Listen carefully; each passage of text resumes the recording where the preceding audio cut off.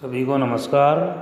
आज बात करते हैं बीए पार्ट फर्स्ट के भौतिक भूगोल जो पेपर है उसमें सबसे पहले भूगोल की परिभाषा की बात कर लेते हैं। भूगोल क्या चीज़ है, इसका विषय क्षेत्र क्या है।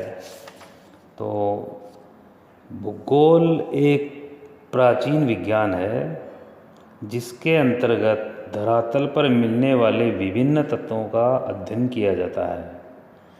प्राचीन विद्वान इरेटास्थनीज ने भूगोल का नामकरण करते हुए एक विशिष्ट विज्ञान के रूप में स्थापित करने का प्रयास किया। इसके पश्चात हेरोडोटस तथा रोमन विद्वान स्ट्रेबो टोलेमी ने भी इसको सुनिश्चित स्वरूप प्रदान किया। सबसे पहले इसका नामकरण इरेटास्थनीज ने किया था। और देखा जाए तो भूगोल जो शब्द है ज्योग्राफी, ये भूगोल शब्द लैटिन भाषा के जियो तथा ग्राफी से मिलकर बना है। जियो का मतलब होता है पृथ्वी और ग्राफी का मतलब होता है अध्ययन या वर्णन। तो पृथ्वी इसका मतलब हो गया पृथ्वी का वर्णन करना या पृथ्वी का अध्ययन करना। भूगोल का अर्थ हुआ पृथ्वी का वर्णन करना। एक चोल में अगर देखा जाए तो धरातल के विविध तत्वों के क्षेत्रीय वर्णन जो वितरण होता है उसका वर्णन ही नहीं अपितु उनके स्वरूप तथा उनकी उत्पत्ति का सकारण विवरण भी अपेक्षित है। XYZ कोई भी वस्तु धरातल पर उपलब्ध होती है तो उसका मतलब ये नहीं वो भूगोल से रिलेटेड है। उसका ये भी होना चाहिए, भूगोल से उसका संबंध ये भी है कि इस प्रकार का जो ये वस्तु है या कोई तत्व है वो और कहाँ कहाँ मिलता है, कैसे मिलता है और क्यों मिलता है। यदि इन प्रश्नों का उत्तर है तो वो भूगोल से उसका संबंध है। भूगोल एक्चुअल में पृथ्वी का विज्ञान है। जर्मन दार्शनिक इमैनुअल कांट ने जो भूगोल की परिभाषा दी है वो इस प्रकार से बताया है कि भूगोल दृश्यमान परिघटनाओं का प्रतिवेदन है जो अंतरिक्ष में एक दूसरे के बाद गठित होती है। इसी प्रकार जर्मन विद्वान जो कांट है वो ये मानते हैं कि भौतिक भूगोल विश्व के ज्ञान का प्रथम भाग है। भौतिक भूगोल विश्व के ज्ञान का प्रथम भाग तथा सारभूत प्राथमिक तथ्य है जिसके द्वारा संपूर्ण विश्व का बोध होता है। और अपन इसको इस प्रकार से बोल सकते हैं, physical geography is the first part of the world.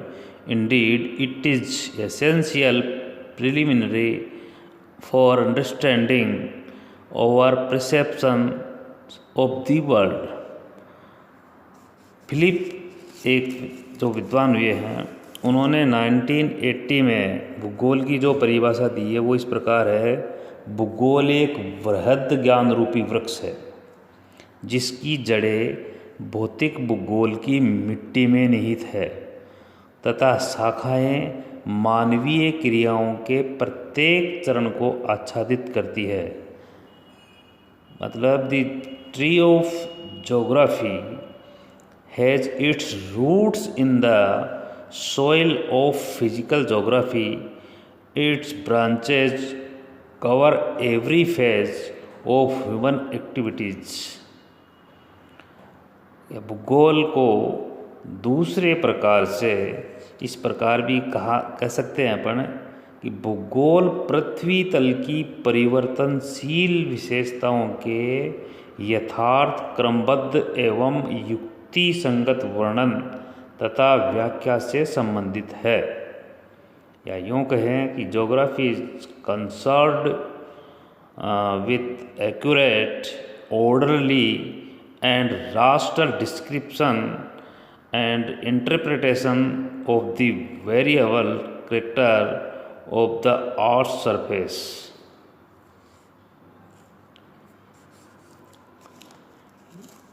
इस प्रकार किसी भी वस्तु विशेष के अध्ययन पर किसी भी वस्तु विशेष के अध्ययन पर बल नहीं दिया जाना चाहिए, वरन सभी प्रकार के तत्वों एवं प्रक्रियाओं के संबंध में पृथ्वी तल पर पाई जाने वाली विभिन्नताओं का अध्ययन किया जाता है। इस प्रकार भूगोल के अंतर्गत प्राकृतिक मानवीय दोनों प्रकार के तत्वों का समावेशन है। स्पष्ट है कि प्राकृतिक तत्वों के अध्ययन वाले विज्ञान को भौतिक भूगोल कहा जाता है। अब भौतिक भूगोल की बात करें, एक्चुअल में वो था जिसमें भूगोल में प्राकृतिक तत्वों का अध्ययन सम्मिलित है और प्राकृतिक और मानवीय तत्वों का सम्मिलित है अध्ययन, और भौतिक भूगोल में प्राकृतिक तत्वों के अध्ययन को सम्मिलित किया जाता है।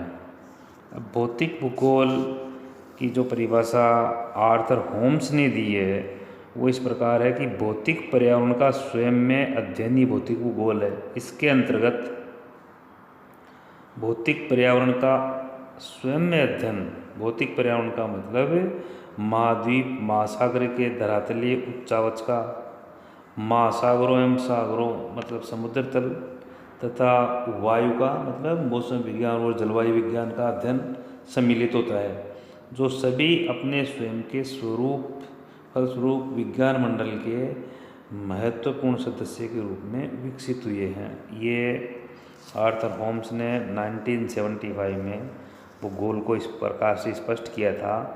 इसी प्रकार जो स्ट्रैलर विद्वान हुए हैं, स्ट्रैलर के अनुसार भौतिक भूगोल सामान्य रूप में अनेक भूविज्ञानों के एकीकरण का अध्ययन है। भूविज्ञान के एकीकरण का अध्ययन है जो मानवीय पर्यावरण की प्रकृति के बारे में पूरी जानकारी देते हैं।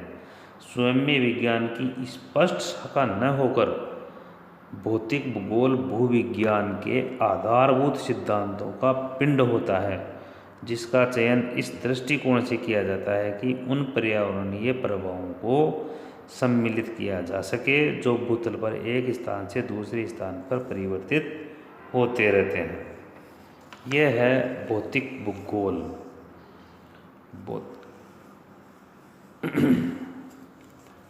भौतिक भूगोल के विषय क्षेत्र की बात करते हैं तो भौतिक भूगोल में अनेक भूविज्ञानों का समन्वित रूप है जो मानव के पर्यावरण का अध्ययन करते हैं। अतएव भौतिक भूगोल में निम्नलिखित विज्ञानों का अध्ययन किया जाता है। वे शाखाएँ महत्वपूर्ण कौन कौन सी है भौतिक भूगोल में? नंबर 1 जियोडेसी, भूगणित। इसके अंतर्गत पृथ्वी की आकृति, आकार का अध्ययन किया जाता है। ये भूगणित जो भौतिक भूगोल का पार्ट है। दूसरा है एस्ट्रोनॉमी, जिसको अपन खगोल विज्ञान बोलते हैं। इसमें सौर मंडल, जिसमें सूर्य, पृथ्वी और इसके जो ग्रह हैं उनके पारस्परिक संबंधों एवं ब्रह्मांड का अध्ययन किया जाता है। तीसरा है अंतरिक्ष विज्ञान, मीटीरियोलॉजी। मीटीरियोलॉजी में जो अध्ययन होता है वो वायुमंडल के तत्वों का अध्ययन किया जाता है। और अगला है समुद्र विज्ञान, वो मतलब ओशनोग्राफी। ओशनोग्राफी में जो अध्ययन होता है वो मुख्य रूप से अपन ये कहें कि महासागरों के जल के भौतिक रासायनिक गुणधर्मों, जल की विभिन्न गतियों, निक्षेप, सागरीय वनस्पतियों एवं जीवों का अध्ययन किया जाता है। महासागरों की अनन्य विशेषताओं को प्रभावित करने वाले कारकों का अध्ययन भी समुद्री विज्ञान में किया जाता है। इसी प्रकार समुद्री विज्ञान के बाद में है जियोलॉजी, भूविज्ञान बोल सकते हैं इसको अपन, जियोलॉजी। इसमें चट्टानों और जीवाश्मों का अध्ययन किया जाता है। इसकी एक विशेष शाखा होती है पेट्रोलॉजी। पेट्रोलॉजी में खनिजों की उत्पत्ति का अध्ययन किया जाता है। एक है बायोलॉजी, जीव विज्ञान। जीव विज्ञान में जंतुओं और पादपों का अध्ययन किया जाता है। इसकी दो शाखाएं हैं, जंतु विज्ञान, जंतु भूगोल और वनस्पति भूगोल। तो जंतु भूगोल में संसार के सभी जीवों का वितरण, विकास आदि का स्थान काल सापेक्ष अध्ययन किया जाता है। और इसी प्रकार जो दूसरी शाखा है वो वनस्पति या जिसको पादप भूगोल बोलते हैं, इसमें वनस्पतियों के विश्व वितरण का अध्ययन किया जाता है। अगला है ये जो इस प्रकार से इसकी 6 ब्रांचेज हो गई महत्वपूर्ण। 6 ब्रांचों में इसकी जो मुख्य शाखाएं, एक जो मैंने इसमें समुद्री विज्ञान से पहले जोड़ना चाहिए था, भू आकृति विज्ञान। एक्चुअल में भू आकृति विज्ञान भौतिक भूगोल का सशक्त आधार है।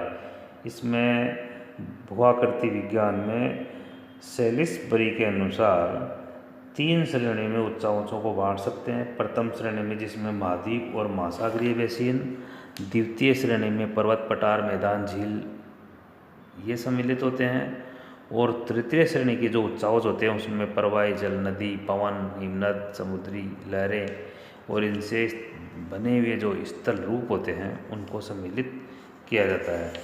इस प्रकार भौतिक भूगोल में भूगणित, खगोल विज्ञान, अंतरिक्ष विज्ञान, भू आकृति विज्ञान, समुद्री विज्ञान, भू विज्ञान, जीव विज्ञान इनका अध्ययन किया जाता है। बहुत बहुत धन्यवाद सभी को।